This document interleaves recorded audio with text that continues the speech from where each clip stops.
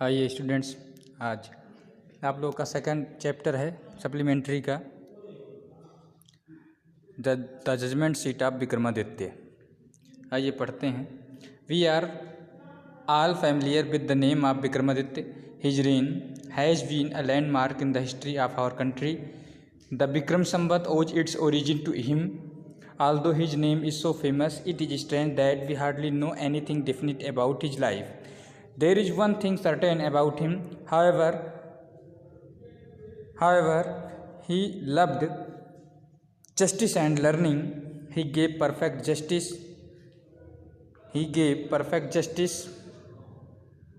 to his people and gathered learned men about him in his court. It is said that he was the greatest judge in history. We are all familiar, हम सभी परिचित हैं with the name of Vikramaditya, हम सभी विक्रमादित्य के नाम से परिचित हैं। His reign has been a landmark, उनका साम्राज्य has been a landmark in the history, इतिहास में अपना स्थान बनाए हुए है। ऑफ आवर कंट्री, हमारे देश के इतिहास में अपना स्थान बनाए हुए है। The Vikram Samvat owes its origin to him, Vikram Samvat भी अपने अस्तित्व के लिए उन्हीं का ऋणी है। कहने का मतलब है विक्रम संवत जो था विक्रमादित्य ने ही, राजा विक्रमादित्य ने ही लागू किया था, चलाया था। Although his name is so famous, यद्यप उनका नाम इतना प्रसिद्ध है। इट इज स्ट्रेंज, ये अजीब चीज़ है कि वी हार्डली नो, हम बहुत ही मुश्किल से जानते हैं anything definite about his life, उनके जीवन के बारे में कोई चीज़ बहुत निश्चित रूप से हम लोग बहुत कम ही जानते हैं। ये अजीब चीज़ है। देर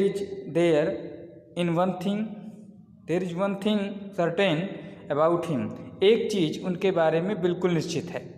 however he loved justice and learning, की वे न्याय और शिक्षा को बहुत पसंद करते थे। वे न्याय और शिक्षा को बहुत ज़्यादा पसंद करते थे। He gave perfect justice to his people, वे अपने लोगों को परफेक्ट जस्टिस देते थे, पूर्ण न्याय देते थे।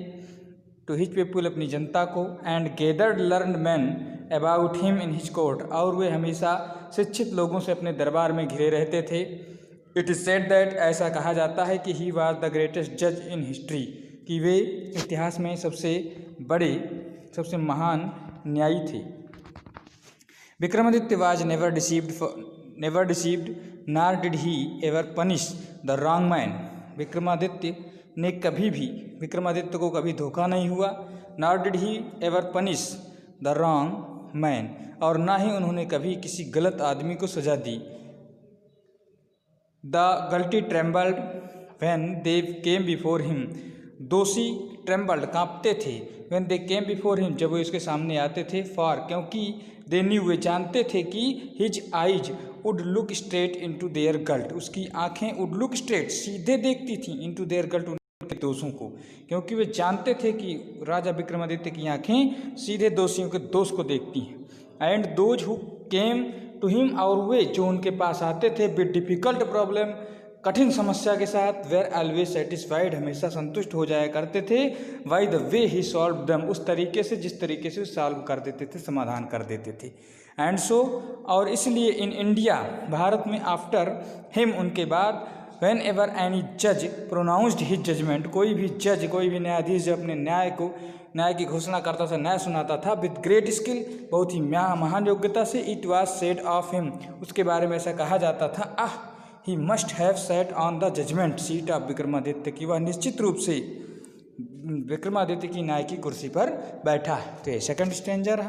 थर्ड में, has anyone ever seen the judgement seat of Vikramaditya, क्या कभी किसी ने विक्रमादित्य की न्याय की कुर्सी को देखा है? परहैप्स नॉट, शायद नहीं। Because the seat does not exist any more, क्योंकि ज़्यादा समय तक न्याय की कुर्सी अस्तित्व में रही ही नहीं, मौजूद ही नहीं रही। I am going to tell you how it disappeared, मैं तुमको यह बताने जा रहा हूँ यह कैसे अदृश्य हो गई। आइए, फोर्थ पैराग्राफ है। After the death of Vikramaditya के मृत्यु के बाद, द पीपुल ऑफ उज्जैन के लोग, in due course of time forget him, समय के चलते चलते उसको भूल गए। विक्रमादित्य के मृत्यु के बाद, in due course of time forget him, Ujjain के लोग विक्रमादित्य को धीरे धीरे भूल गए। His palace and his fortress were ruined, उसके महल और उसके किले सब रुइंड हो गए, नष्ट हो गए, बर्बाद हो गए, खंडहर हो गए। द हीप्ड ऑफ रुइंस, उन खंडहरों के हीप्ड टीले, having been covered with grass, वे घास से ढक गए। खंडहरों के टीले जो थे, ढेर जो थे, वे घास से कवर ढक गए।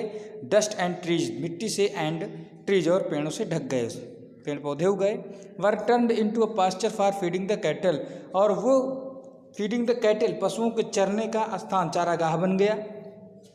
द विलेज, गांव, द विलेज पीपल, गांव के लोग, used to send their cows, अपने अपने गायों को भेजा करते थे। Out to these pasture to graze, उस पास्चर में, उस चारागाह में चरने के लिए लोग वहाँ पर भेजा करते थे। Early in the morning the cattle would go in the care of shepherd boys, सुबह जल्दी ही पशुओं का समूह चरवाहे लड़कों की निगरानी में चला जाया करता था। And would not return till late in the evening, और देर शाम तक वापस नहीं आता था।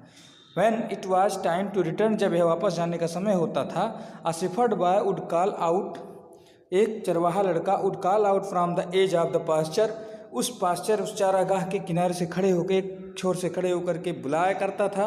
एंड ऑल द कैटल, और सभी जानवर, सभी पशु, along with their cow herds, अपने गायों के झुंड के साथ, would gather राउंड हिम, उसको घेर लेते थे।